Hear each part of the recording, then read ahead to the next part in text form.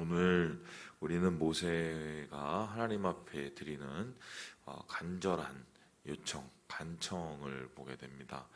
그 간청의 내용은 상당히 단순한데 하나님 함께 해주세요, 함께 가주세요 라는 말씀입니다. 우리 함께 우리 12절의 말씀을 같이 한번 읽어보겠습니다. 12절을 보겠습니다. 시작. 모세가 여호와께 아뢰되 보시옵소서, 주께서 내게 이 백성을 인도하여 올라가라 하시면서 나와 함께 보낼 자를 내게 지시하지 아니하시나이다. 주께서 전에 말씀하시기를 나는 이름으로도 너를 알고 너도 내 앞에 은총을 입었다 하셨사온즉. 하나님께서 모세의 요청을 받아들이셔서 이미 진멸을 면하게 하시고, 그리고 그들 안에서 하나님이 이미 약속하신 그들이 깨버린 약속 가나안으로 가는 길도 다시 허락해 주시는 그 얘기를 우리 어제까지 보았습니다. 그런데 주님께서는 그러한 허락 후에 말씀하시기를 니네끼리 가라. 그리고 가는 길에 천사와 또 여러 도움을 내가 붙여주겠다. 하지만 나는 가지 않겠다라고 말을 합니다. 그 이유가 뭐냐면 지금 이 시점에서 잘 생각을 해보면 이스라엘 백성은 그 태생 자체가 이렇게 반역을 하고 하나님을 향해서 배역을 하는 존재이기 때문에 또 가다가 이런 일이 일어나면 그때는 어떻게 할 거냐. 그때 이 백성이 또 진멸을 당할 위기가 올 텐데 차라리 그냥 내가 안 가고 이 백성만 가고 너희가 거기서 정착하고 이게 낫지 않겠냐. 이렇게 이제 모세와 그의 백성에게 제안을 하신 거죠. 이에 대해서 이 모세는 안 됩니다.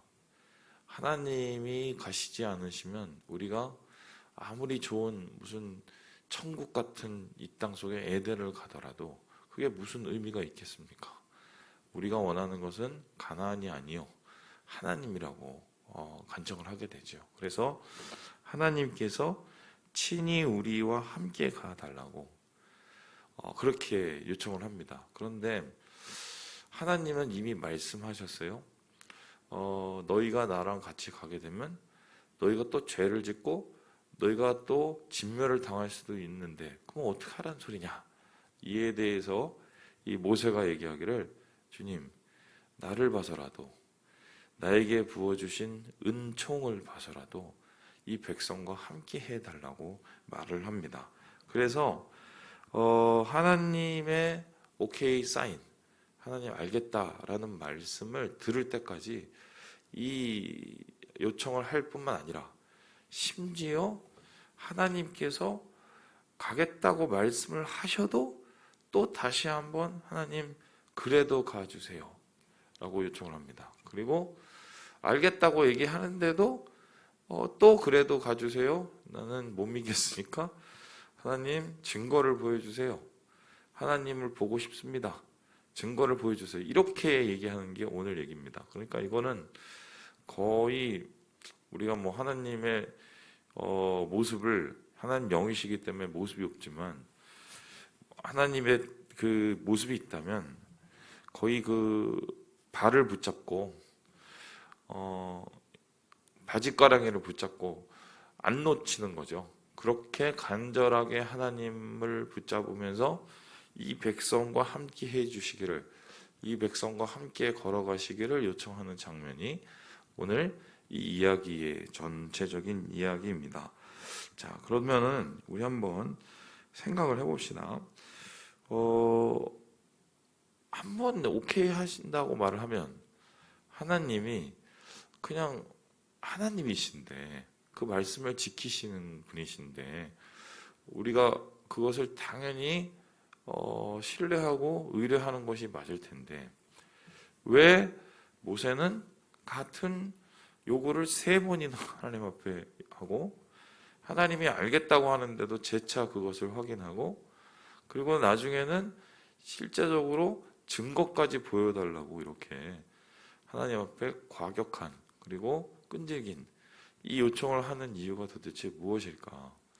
이 모세의 기도를 우리가 도대체 어떻게 이해해야 될 것인가?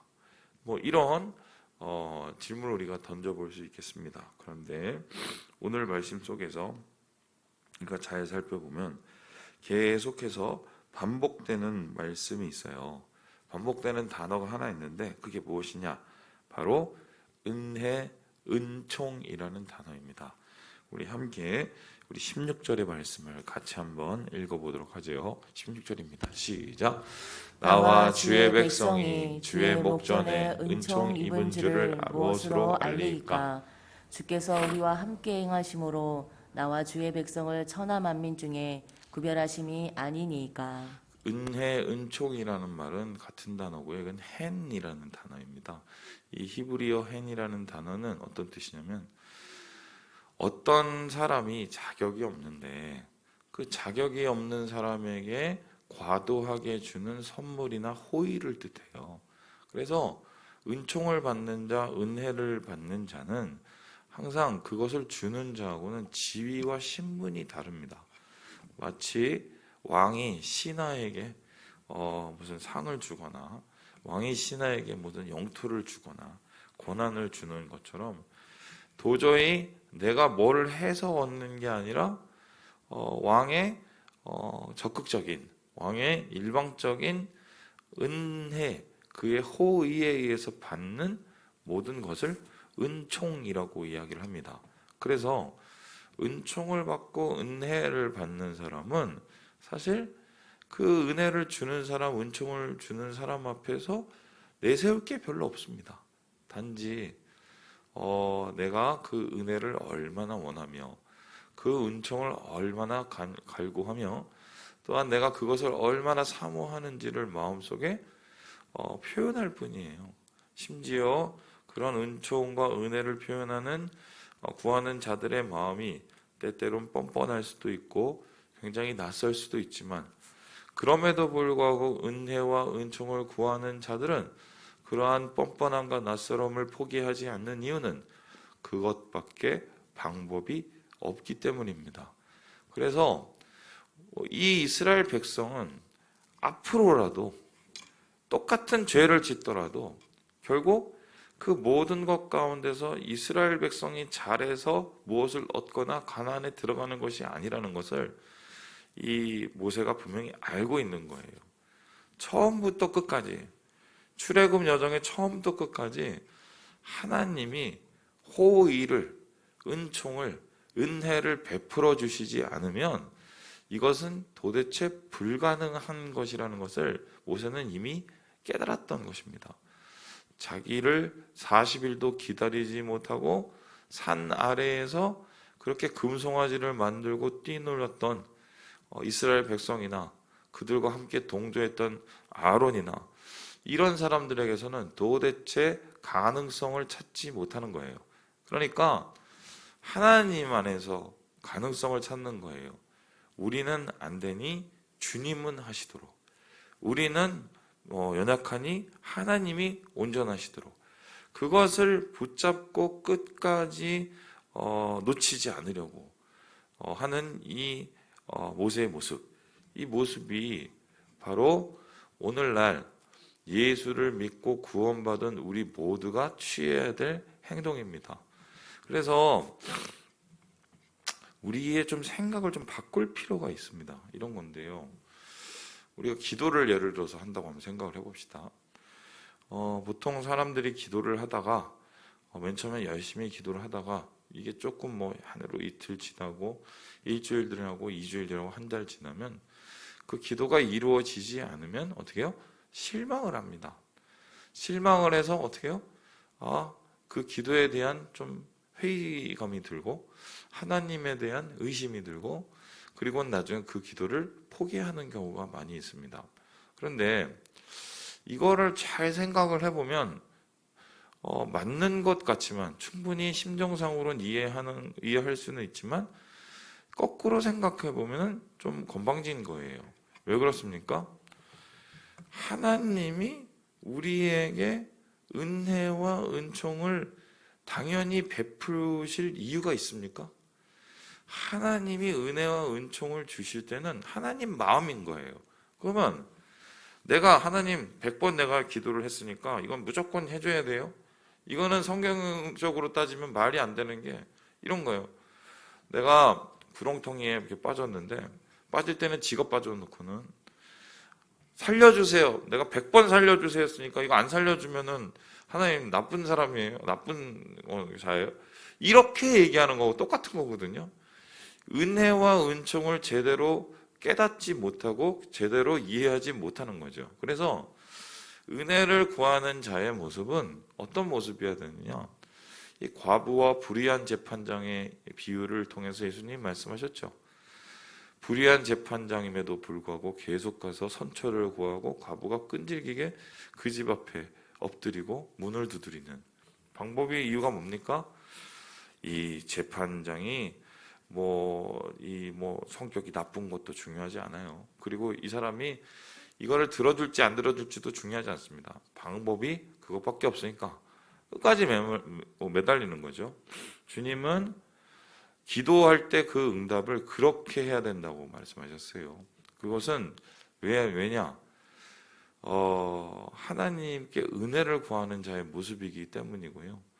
우리 하나님은 불의한 재판장도 아니시고 은혜로우신 아버지 하나님이시기 때문에 우리가 하나님 앞에 드리는 은혜를 간구하는 그러한 우리의 모습을 외면치 않으신다.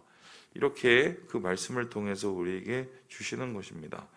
오늘 모세는 이렇게 하나님 앞에 끝까지 3번을 엎드렸어요. 그리고는 급기야 하나님으로부터